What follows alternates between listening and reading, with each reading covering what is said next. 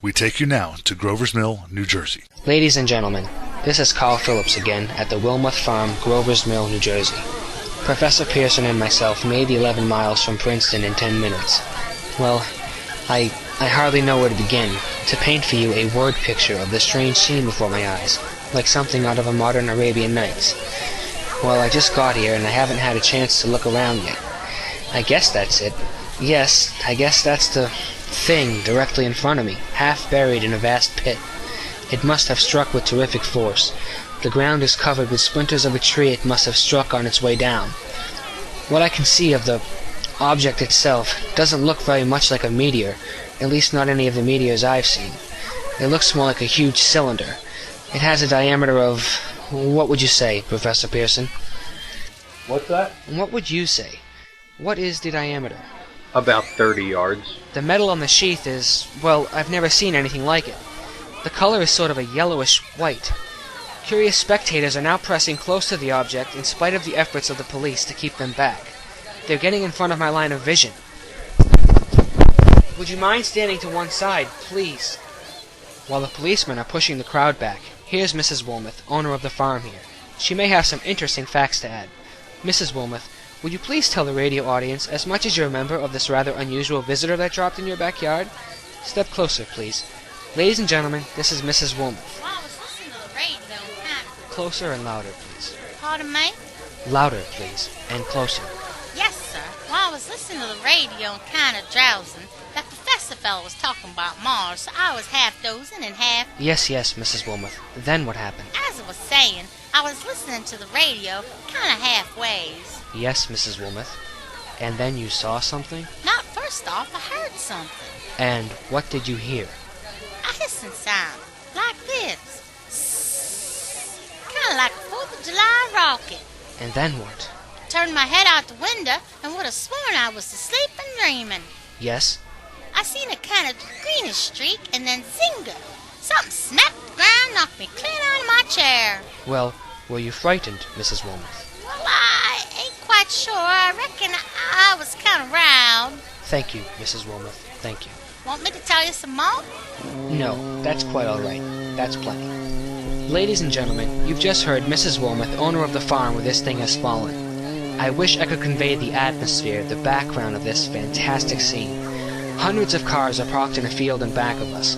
Police are trying to rope off the roadway leading to the farm, but it's no use, they're breaking right through. Cars' headlights throw an enormous spotlight on the pit where this object's half buried.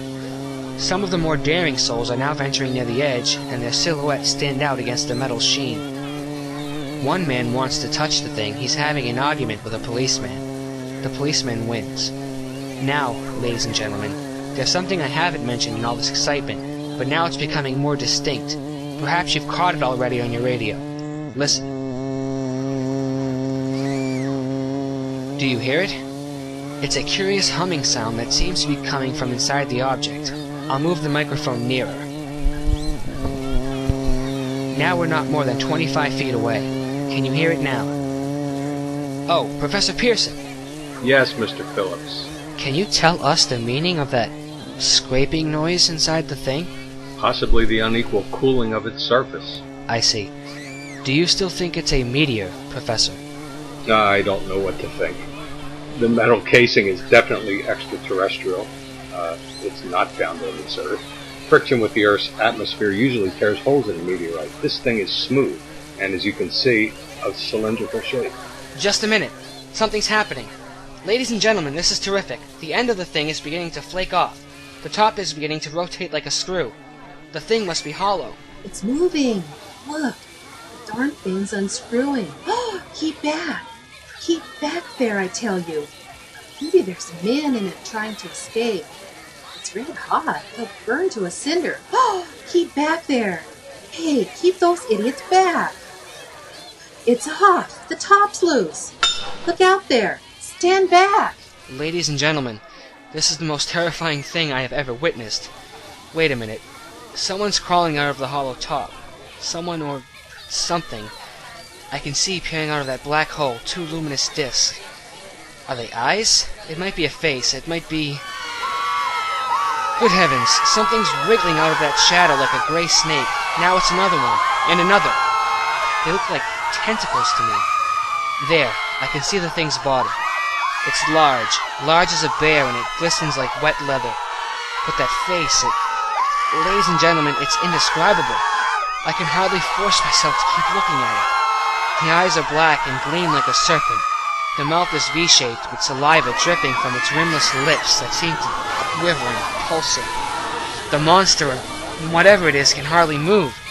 It seems weighed down by possibly gravity or something. The thing's raising up. The crowd falls back now. They've seen plenty.